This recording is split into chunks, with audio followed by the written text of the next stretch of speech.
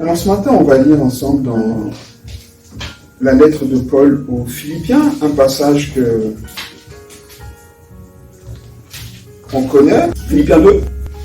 Et là, je vais lire à partir du verset 5 jusqu'au verset 11. La Bible déclare « Ayez en vous les sentiments qui étaient en Jésus-Christ, lequel, existant en forme de Dieu, n'a point regardé comme une proie à arracher d'être égal avec Dieu. Mais il s'est dépouillé lui-même en prenant une forme de serviteur, en devenant semblable aux hommes, et ayant paru comme un simple homme, il s'est humilié lui-même, se rendant obéissant jusqu'à la mort, même jusqu'à la mort de la croix. C'est pourquoi aussi Dieu l'a souverainement élevé et lui a donné le nom qui est au-dessus de tout nom, afin qu'au nom de Jésus, tout genou fléchisse dans les cieux, sur la terre et sous la terre, et que toute langue confesse que Jésus-Christ est Seigneur, à la gloire de Dieu, le Père. Amen. Alors ce texte nous parle, avec d'autres textes de Paul, notamment sa lettre aux Colossiens, dans laquelle Paul nous rappelle que Jésus est assis à la droite de Dieu le Père, n'est-ce pas? Et bien ce texte ici, de Paul aux Philippiens, nous parle également de la position de Jésus. Il dit, au sujet de cette position, que Jésus est élevé, d'accord? Et qu'il a reçu le nom qui est au-dessus de tout nom. Alléluia. Ces deux nouvelles déjà sont des nouvelles juste exaltantes. Et pourtant, quand j'ai relu ce texte, je me suis rendu à l'évidence que cette position qu'on va bien sûr regarder d'un peu plus près dans quelques minutes ici, mais la première chose qui m'a intéressé à la relecture de ce texte, c'est que cette position de Jésus est le résultat de quelque chose. On vient de le lire à partir du verset 1, parce que la position, on la voit au verset 9, mais les versets 5, donc la position, on la voit au verset 9, 10, et allez, on peut mettre le 11 dedans, parce que c'est aussi la conséquence. Et la cause de cette position est décrite à partir du verset 5. Paul nous dit que Jésus il nous exhorte, à avoir les mêmes sentiments que Jésus, qui, étant égal à Dieu, n'a pas regardé cette égalité, cette nature divine finalement comme une proie à arracher. D'accord? Et au verset 7, voilà ce qui m'intéresse. Il dit, mais Jésus s'est dépouillé lui-même, en prenant une forme de serviteur, en devenant semblable aux hommes et ayant paru comme un simple homme, il s'est, verset 8, humilié lui-même, se rendant obéissant jusqu'à la mort, même jusqu'à la mort de la croix. J'ai été interpellé par cette répétition de lui-même, parce que l'élévation de Jésus est liée au fait que Jésus a décidé de son propre chef de s'humilier. Vous voyez? Il s'est dépouillé lui-même. Ça veut dire que Jésus a pris la décision lui-même, il a décidé en son fort intérieur de vivre en s'humiliant. Ensuite, on voit, je l'ai dit au verset 9, que le résultat de cette décision de Jésus, donc le fait que Jésus ait décidé par lui-même de s'humilier, a produit un résultat. Et ce résultat, il est clair. Mais on n'y fait pas toujours attention, on ne fait pas toujours attention à la manière dont ce résultat a été produit. La Bible dit, c'est pourquoi, verset 9, c'est pourquoi aussi, qu'est-ce qui s'est passé? Dieu l'a souverainement élevé. Vous comprenez? Ça veut dire que Jésus, d'un côté, a décidé, donc ça c'était le choix de Jésus. Évidemment, ici on doit comprendre qu'on a un choix à faire, mais le choix de Jésus c'était de vivre dans l'humilité, Et à partir du moment où il a fait ce choix, où il a conformé sa vie à ce choix, qu'est-ce qui s'est passé? Dieu maintenant a pris l'initiative de l'élever. Vous comprenez? Lui, il a décidé de s'humilier, et Dieu, à cause de cette humilité, il dit, c'est pourquoi aussi Dieu l'a souverainement élevé. Mais je suis vraiment interpellé par ces deux aspects. L'aspect de la décision de Jésus de vivre dans l'humilité, et le résultat que cela a produit, c'est que Jésus n'a pas, à cause de cette vie, réclamé à Dieu d'être élevé. Ça s'est fait naturellement, ou alors divinement. C'est-à-dire qu'à cause de ce que Jésus a fait, Dieu, dans sa souveraineté, il dit, souverainement, dans sa souveraineté, a dit, le résultat de cette humilité, c'est que tu sois élevé. Quand la Bible dit que, ou quand Paul, la Bible dit que Dieu a souverainement élevé Jésus et lui a donné le nom au-dessus de tout nom, qu'est-ce que ça veut dire? Le fait que Jésus soit élevé, qu'il ait reçu le nom au-dessus de tout nom, n'a pas la même application ni pour nous qui croyons, ni pour ceux qui ne croient pas, ni pour Satan et son royaume. On est d'accord? On ne voit pas du tout la chose de la même manière. Ok? Donc pour nous, qu'est-ce que ça signifie? Qu'il est élevé. Pour nous, ça sous-entend que Jésus il a retrouvé sa gloire, évidemment, mais ça veut dire quoi? Ça veut dire qu'il était replacé à sa position initiale. Et cette position initiale, c'est quoi? C'est que Jésus est souverain et qu'il est au-dessus de toute autorité, de toute puissance. Ça, c'est ce qui est concret. D'ailleurs, c'est pour ça que Paul ajoute qu'il était élevé et qu'il a reçu le nom qui est au-dessus de tout nom. Afin qu'au nom de Jésus, tout genou fléchisse dans les cieux, sur la terre et sous la terre.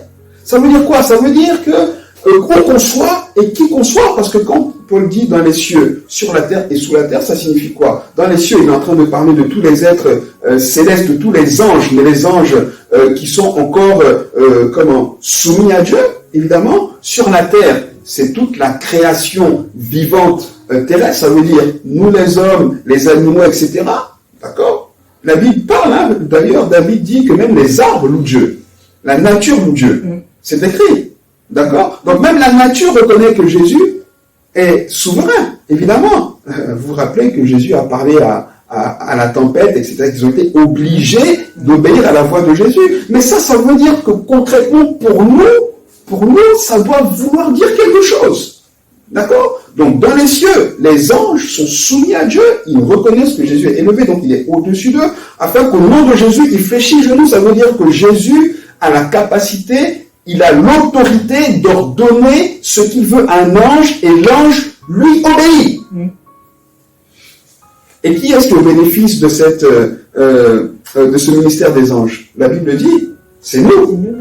On est d'accord? De la même manière, Jésus, donc dans les cieux, sur la terre, de la même manière, Jésus a la capacité d'ordonner à tout ce qui est vivant sur la terre de se soumettre à lui, et tout ce qui est vivant lui obéit. Nous les hommes, pourquoi est-ce qu'on ne lui obéit pas naturellement? Parce qu'il nous a créés avec le choix du bien et du mal. Sinon, Jésus pourrait dire, bon, maintenant tout le monde obéit. D'ailleurs, on va le voir tout de suite, c'est ce qui va se passer. Ça veut dire quoi aussi? Ça veut dire que non seulement tous les hommes, de toutes les façons, qui le savent ou pas, sont soumis à l'autorité de Dieu, du nom de Jésus, qui le savent ou pas. Alors la question qu'on a à se poser, c'est que nous, en le sachant, qu'est-ce qu'on en fait? Parce que quelqu'un qui n'en sait rien, encore on peut se dire, il ne le sait pas, donc il n'en fait rien, mais nous qui le savons, qu'est-ce qu'on fait de cette autorité? Ça veut dire que la nature, la création est soumise à l'autorité de Jésus. Et on le sait, on sait très bien qu'aujourd'hui, Jésus a laissé au diable la capacité de faire un peu ce qu'il veut sur la terre. Pourquoi? Parce qu'il a laissé la gestion dans les mains de qui? D'Adam, et Adam a remis cette gestion à qui? À Satan. C'est pas parce que Jésus n'est pas tout puissant, c'est parce que c'est les règles du jeu qu'il a données. Mais au-delà de ça, pour nous qui nous soumettons à lui, Jésus est capable, pour ordonner à quelle que soit la nature, les êtres vivants, qui que ce soit, de se soumettre à lui pour nous. Mais ça encore, il faut qu'on l'entende. Donc les animaux obéissent à Jésus. Si on crie à Jésus, bon, vous me direz, j'exagère, mais il faut de la foi. Mais si ce que je dis est faux, je n'ai pas encore donné mon exemple, mais si un animal fonce sur nous et qu'on en a peur, si on le croit vraiment, le nom de Jésus lui a autorité sur lui. Si on lui dit au nom de Jésus, arrête-toi, il va s'arrêter. Bon, ok, là on est confortablement assis ici, on dit mais bien sûr. Mais il faut que ce soit vrai. C'est pour ça qu'il faut se dire ces choses. C'est pour ça qu'il faut se répéter. C'est pour ça, parce que si on n'est pas dans cet état d'esprit, le jour où ça nous arrive, on n'aura pas et même si on crie à Jésus, on n'aura pas déjà le réflexe de le faire. Et même si on crie à Jésus, on ne le fera pas avec la foi qui va avec. C'est quand on s'est répété ces choses que notre cœur est convaincu, qu'on crie à Jésus, que la chose arrive. De la même manière, si on est face à un événement naturel, on peut crier à Jésus et l'événement, il va nous protéger de cet événement. Mais ça encore, il faut le croire. Je disais tout à l'heure que si ce que je dis est faux, alors il faut m'expliquer comment est-ce que Daniel a été jeté dans une fosse avec des lions affamés et que les lions lui ont tourné autour sans pouvoir le manger. Et Daniel n'avait pas le nom de Jésus. Mais pourtant, quand on a ouvert, de la même manière que quand Shadrach, Meshach et Abednego étaient dans le feu c'est un élément naturel. De la même manière, qu'est-ce qui s'est passé? Ils ont vu qui était là-bas? C'était Jésus. C'était Jésus. C'est ce qu'on appelle une Christophanie, c'est une apparition de Jésus avant son incarnation. C'était Jésus. Donc là, Jésus nous montre qu'il a autorité sur tout. Donc si on ne le croit pas, il faut qu'on dise que ce que Daniel a vécu, c'est un mythe. C'est un dessin animé. Il faut qu'on dise que Shadrach, Meshach et Abednego, c'est n'importe quoi. De la même manière, encore une fois, Jonas, dans ce gros poisson, quand il a crié à Dieu dans le ventre de ce poisson, Jésus a fait quoi? Jésus a ordonné au poisson de rejeter Jonas. Mais voilà, en fait, il faut qu'on croie que tout ça, c'est les résultats, la conséquence de ce positionnement de Jésus. Pour nous, c'est les implications. C'est les applications. Lequel de nous ici, doutons que si on est attaqué chez nous et qu'on appelle la police, elle va venir? Ils vont venir. C'est leur rôle. Pourquoi?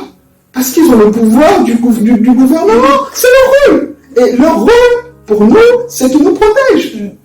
Donc, de la même manière, ça c'est l'implication de la fonction du policier. De la même manière, l'implication de la position de Jésus, c'est qu'il a autorité pour nous protéger contre tout ce qui est dans les cieux, sur la terre et sous la terre. Sous la terre, c'est quoi?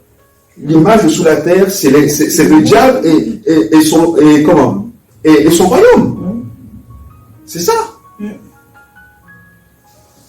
Bon, là encore, si Paul le reprécise, c'est qu'il existe et c'est qu'il est à l'œuvre.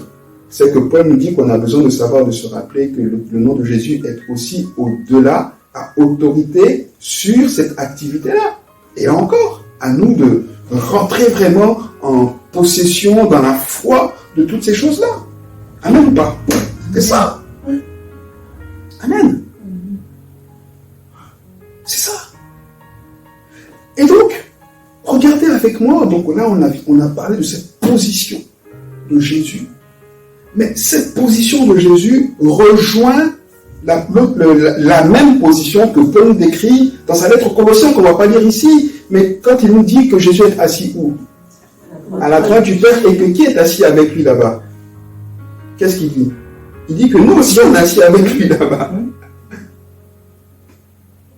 Et donc si Jésus est assis à la droite du Père, et qu'il a reçu l'autorité sur toute chose, et que nous on est aussi à la droite du Père, et qu'on est au bénéfice de l'autorité de Jésus, comment est-ce que ça va se manifester sur terre? Regardez avec moi un petit moment ici. Au verset 8, il dit, il s'est humilié lui-même, se rendant obéissant jusqu'à la mort. D'accord? Donc, L'humilité est un synonyme de l'obéissance. On dit de Jésus qu'il s'est humilié, en fait, parce qu'il était obéissant. La vraie humilité pour nous, celle à laquelle Paul et Dieu nous exhortent, c'est l'obéissance à Dieu. Toute autre forme d'humilité, en fait, ça devient de l'orgueil. Parce que c'est quand il s'est humilié en obéissant à Dieu que Dieu a donné à Jésus la position qu'il devait avoir. Ok? Alors évidemment, là encore, on doit suivre les pas de Jésus. Ok? On doit suivre ses pas comment? En étant aussi humble qu'il a été. Ça veut dire quoi? Ça veut dire qu'on doit obéir à Dieu. Ça veut dire qu'on doit rechercher, encore une fois, comme Matthieu le dit, premièrement, tous les intérêts de Dieu. Ok? Les intérêts de Dieu. D'ailleurs, c'est Salomon qui dit dans le Proverbe 15, verset 33, que vous connaissez. Il dit quoi? Il dit, l'humilité précède la gloire. L'humilité précède la gloire. L'humilité précède la gloire. La première chose qu'on a posée ici, c'est que, à cause du fait qu'il a fait le choix de s'humilier, Dieu a élevé Jésus.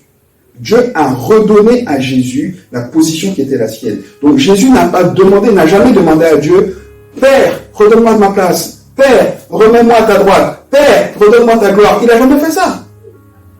Tout ce qu'il s'est attelé à faire, il s'est déplié, il s'est humilié, il a obéi, il s'est humilié. Les mots sont dessinés. Et quand Dieu a vu ça, qu'est-ce qu'il a fait? Il a souverainement élevé. Maintenant pour nous, quand on cherche les intérêts de Dieu, quand on cherche à obéir, parce qu'obéir à Dieu, c'est finalement chercher ses intérêts, c'est-à-dire se préoccuper de ce qu'il veut. Pour obéir à quelqu'un, il faut savoir ce qui l'intéresse, il faut savoir ce qu'il veut, ou c'est comment est-ce que tu veux que je mène ma vie, etc. C'est ça rechercher les intérêts de Dieu. C'est ça aussi l'humilité, parce que l'humilité finalement, c'est justement regarder, c'est ce que Paul dit, regarder aux intérêts de l'autre avant les nôtres. Et c'est ce que Paul dit, il dit regardez d'abord aux intérêts des autres, regardez aussi les intérêts de Dieu. Et une fois qu'on commence à regarder aux intérêts de Dieu, ça veut dire qu'on n'est plus préoccupé par nos intérêts, on n'est plus fixé sur notre nombril. On est d'accord ou pas? Sauf qu'aujourd'hui, en vérité, on aime Dieu, c'est vrai, mais qu'est-ce qui nous préoccupe? On est plus préoccupé par nos intérêts que ceux de Dieu. D'ailleurs, c'est ces mêmes intérêts qu'on va présenter à Dieu quand on s'approche de Dieu, n'est-ce pas? Seigneur, souviens... Ah ben oui. Mais regardez ce que Jésus a fait.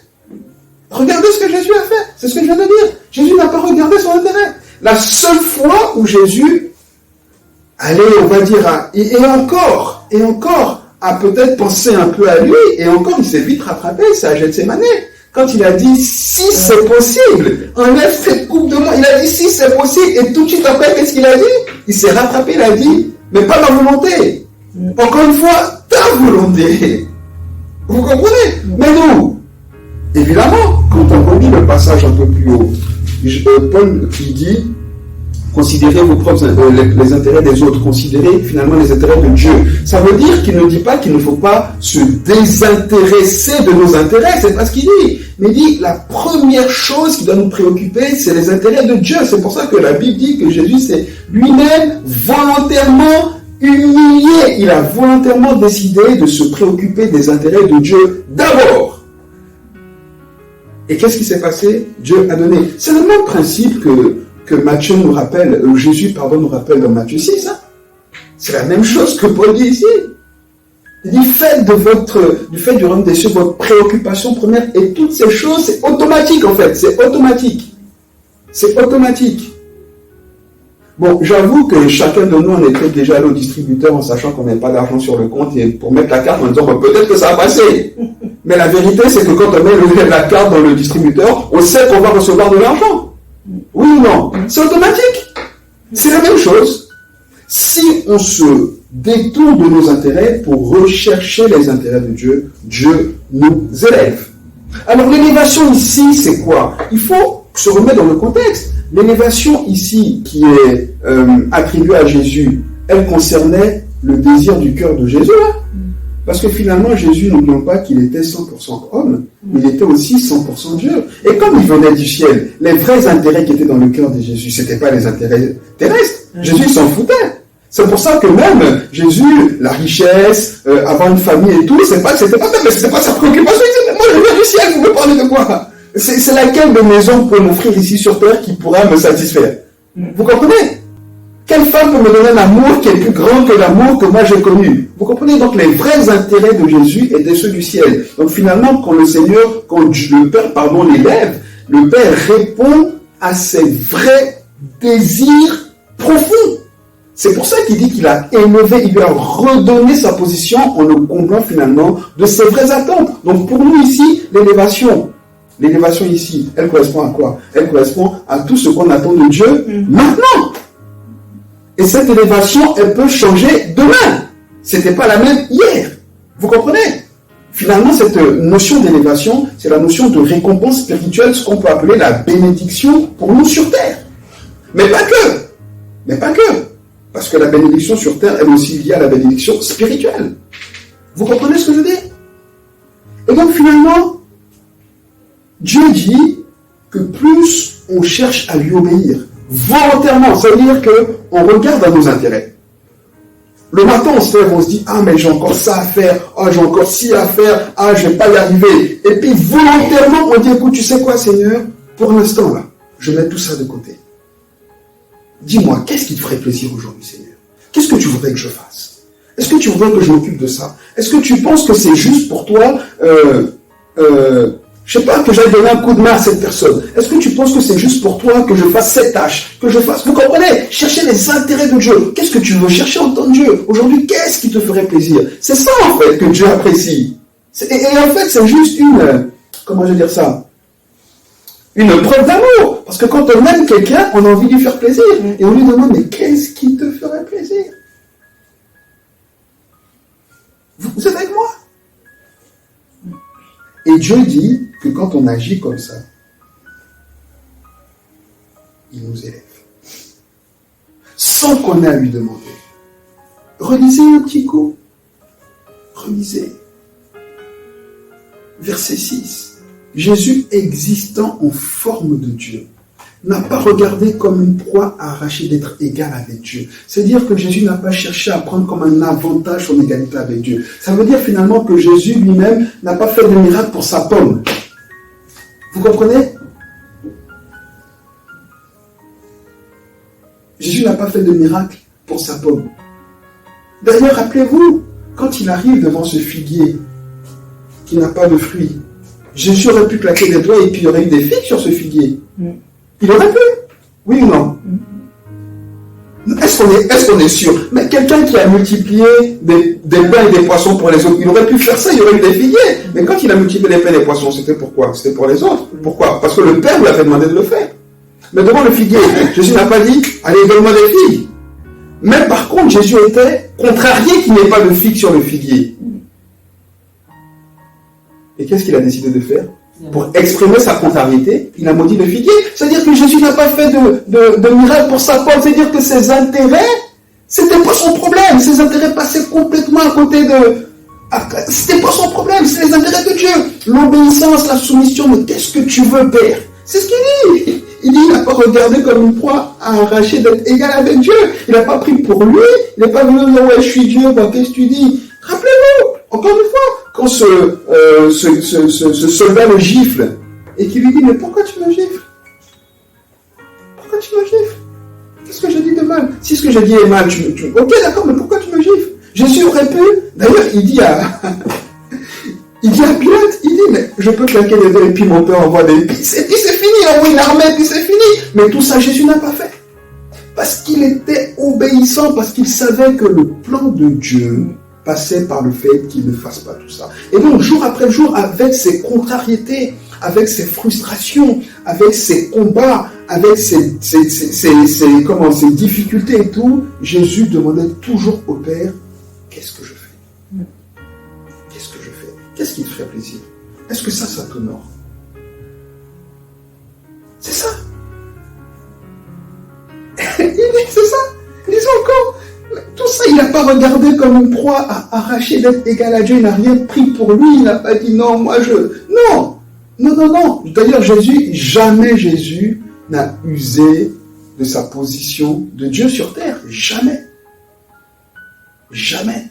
Pour lui, la seule chose qu'il acceptait, c'est quand les gens se prosternaient devant lui et qu'il lui disait tu es Dieu, il disait vous avez dit juste. Tu es le Messie, vous avez dit juste. Il disait son identité, mais il n'usait pas du pouvoir de son identité. Pourquoi? Parce que le Père lui avait dit, le but, c'est pas que tu ailles manifester des choses pour ta pomme, pour te glorifier. La gloire, c'est moi qui vais te la donner. Ton rôle à toi, c'est l'humilité, c'est l'obéissance, c'est de dérouler mon plan. Maintenant, si on est tous maintenant les enfants de Dieu, notre rôle à nous, c'est quoi? C'est aussi de dérouler le plan de Dieu pour nous, pour lui donner gloire. Voilà. Il s'est humilié. Il a décidé. Donc chacun là, ce matin, on doit prendre une décision pour dire, ok, bon ben, peut-être que je regarde trop à mon nombril, c'est vrai, mais en même temps, Seigneur, parce que je suis comme moi. On a tous des défis. Mais est-ce qu'on met la volonté de Dieu de côté à cause de nos défis pour dire de toutes les façons, parce que ça c'est comme ça qu'on les hommes, nous les hommes, de toutes les façons, il faut que je le fasse, hein, sinon qui va le faire? Eh bien j'ai la réponse. Celui qui va le faire, c'est Dieu. Si on le vit, on le laisse faire. En fait, c'est ça. Et c'est pour ça qu'on galère. Ce qui me touche ici, justement, encore une fois, et c'est ce que j'ai noté, c'est que tout ce que Jésus, toutes les choses auxquelles Jésus aspirait, qu'il aurait pu légitimement demander à Dieu, comme nous.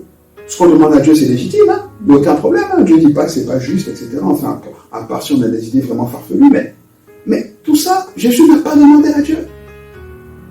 Mais comme Dieu savait, quand Jésus s'est attelé à lui obéir, qu'est-ce qu'il a fait? Il lui a donné. Il lui a donné. Il lui a donné. Jésus n'a pas dit, Seigneur, je veux montrer ma gloire. Il lui a redonné sa gloire. Et d'ailleurs, il lui a donné le nom au-dessus de tout nom. Et pour que Jésus, encore une fois, là je parle, mais vraiment humainement, pour que Jésus, comment j'allais dire ça, vive ça de manière humaine, à sa hauteur humaine, il a fallu qu'il vienne sur terre. Donc quand il est venu sur terre et qu'il était aussi confronté à toutes les difficultés, qu'il a retrouvé sa gloire, vous voyez, vous imaginez comment est-ce qu'il a pu, dans sa nature humaine finalement, se dire, waouh, mais hey, j'ai pas galéré pour rien, quoi. Et c'est ça qui doit nous motiver. J'ai pas galéré pour rien. Amen. Dieu veut être glorifié. Le but que Dieu cherche avec nous, c'est que son nom soit glorifié. C'est ce que dit le texte ici.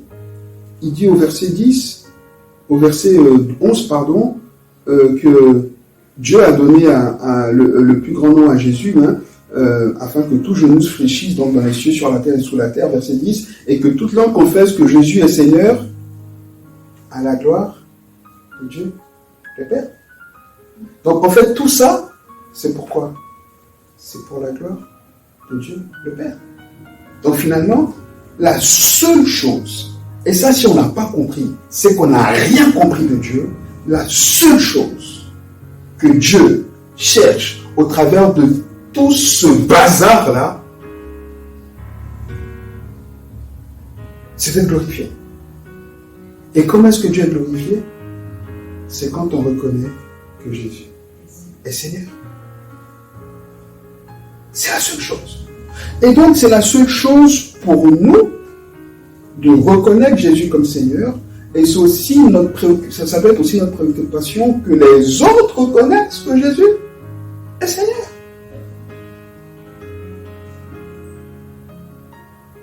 Écoutez, quand on est engagé dans une entreprise, ok, on a notre intérêt, évidemment, mais on nous présente l'entreprise. On essaie de nous motiver, on essaie de nous donner un esprit d'entreprise, on essaie de nous faire aimer l'entreprise. Pourquoi? Pour travailler pour l'intérêt de l'entreprise. Oui ou non?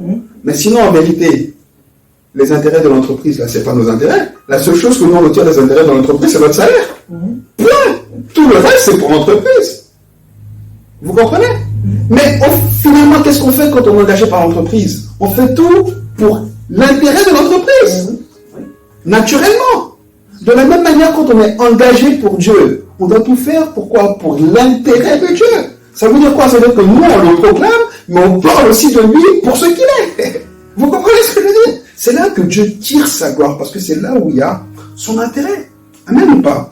Et j'aimerais finir avec cette petite pensée qui m'a aussi tout à nouveau interpellé d'une manière différente. Au verset 11, il dit que toute langue confesse que Jésus est Seigneur à la gloire de Dieu. Il dit, Dieu a souverainement élevé Jésus, il lui a donné le nom au-dessus de tout nom, afin que... Donc en fait, Paul est en train de dire que c'est ce qui va se passer. Ce qui va se passer, c'est que, ou ce qui s'est passé, déjà dans un premier temps, c'est que Jésus a été élevé. Ce qui s'est passé, c'est que Jésus a reçu le nom au-dessus de tout nom. D'accord? Et ce qui s'est passé, c'est que tout nom, c'est que tout genou va fléchir devant Jésus.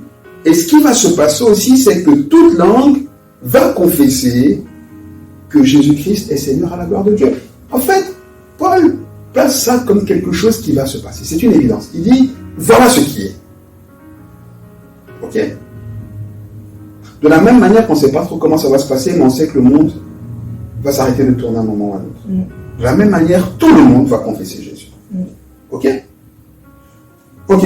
Maintenant, confesser Jésus, ça ne veut pas dire croire en lui. Confesser Jésus, ça veut dire reconnaître qui il est. Comme le diable confesse Jésus. Parce qu'il sait qu'il est le Fils de Dieu, mais il ne croit pas en lui. Maintenant, Paul dit que tous les hommes, d'une manière ou d'une autre, vont confesser Jésus. Le fond de cette question,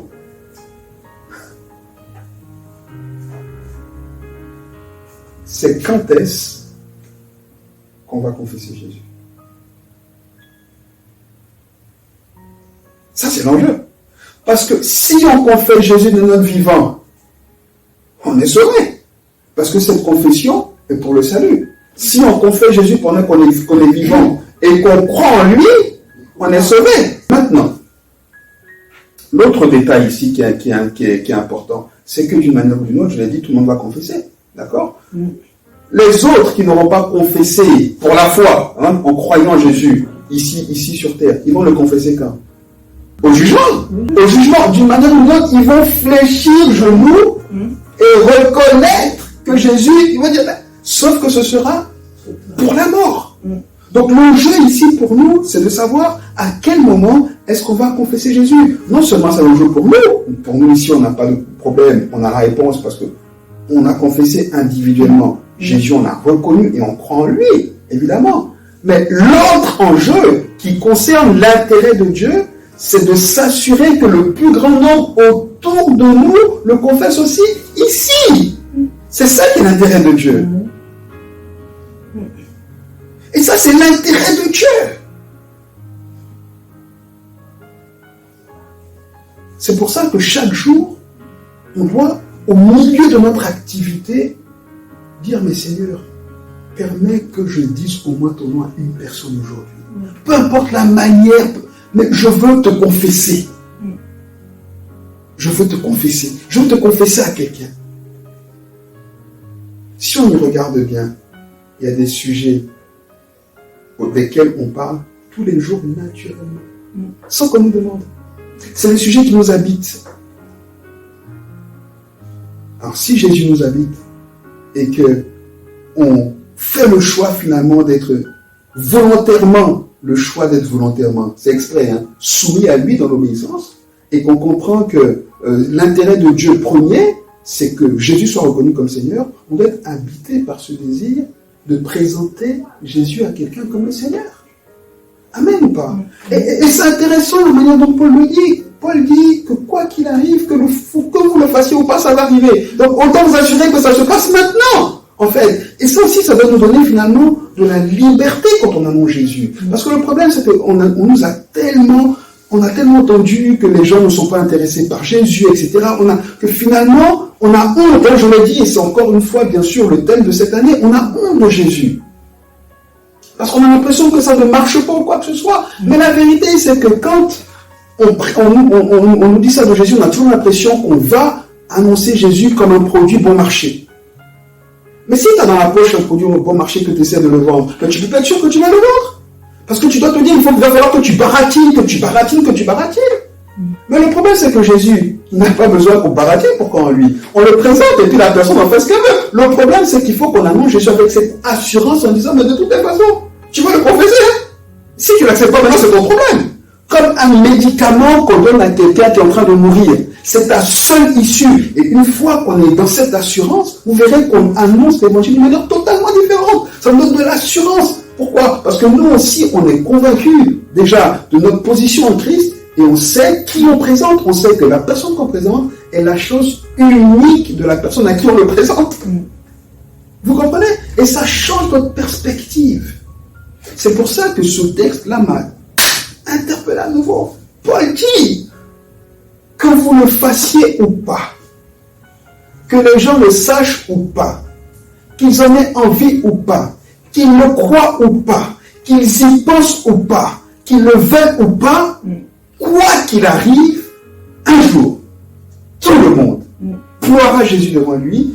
Tout le monde, il dit ce qui est dans le ciel, ce qui est sur la terre et ce qui est dans les cieux. C'est-à-dire que même tous les démons vont se mettre à genoux pour dire, même les plus grands persécuteurs de l'Église, et c'est pas nous que ce soit Paul qui le dise, hein. Vous comprenez? Tous vont se mettre à genoux pour dire, tu es Dieu. Le problème, c'est que beaucoup vont le faire pour la mort. Et nous qui allons le faire pour la vie, peut-être qu'on sera là et qu'on va aller voir tout ça et qu'on va dire, mais bon sang, mais ça c'est ma voisine, mais ça c'est mon ami, mais qu'est-ce qu'il fait, mais j'aurais pu lui annoncer l'évangile. Vous comprenez? Peut-être que ce sera nos derniers regrets, parce qu'après on n'aura plus de regrets. Amen, on n'aura plus de regrets. C'est vrai, mais en même temps, tout ça, ça fait partie des galons, des récompenses que le Seigneur va prendre en compte pour nous donner notre position finale au ciel. Amen ou pas? Pourquoi? Parce qu'on se sera préoccupé des intérêts de Dieu. Dieu est juste. Sa récompense, elle est sur terre, mais également dans le ciel. Si on se dépouille et qu'on regarde à ses intérêts et qu'on fait ce qui est dans son intérêt, à savoir faire en sorte que chacun reconnaisse que Jésus est Seigneur sur terre, il dit qu'il nous élève, il nous récompense sur terre, et il nous donne notre position initiale dans le ciel. Ce qu'on a à lui demander. Amen ou pas? Donc voilà les deux choses principales que j'avais à cœur de donner aujourd'hui. Connaître notre position par rapport à Dieu, connaître la position de Christ et les enjeux pour nous, et être à l'aise avec le fait qu'on présente Jésus comme la seule solution à ce monde. Et je suis vraiment toujours attristé qu'on le sache et qu'on ne le dise qu'entre nous chrétiens. Je n'ai pas besoin que vous me dites que Jésus est la solution, je le sais déjà. Vous n'avez pas besoin que je vous le dise, vous le savez déjà. Ceux qui ont besoin de l'entendre, ils sont là. C'est à nous de le dire. C'est ça, se préoccuper des intérêts de Dieu. C'est ça, vivre en se dépouillant de nous-mêmes, en ne regardant pas notre position comme une proie, en ne regardant pas ce que ce collègue ou bien cet ami d'enfance, peu importe, va penser de moi, va penser de ce que je crois. En ne regardant pas, oui, de toute façon, il va dire, c'est pas grave. Il y a combien de personnes qui vont dire, ouais, pauvre, et puis ça les travaille.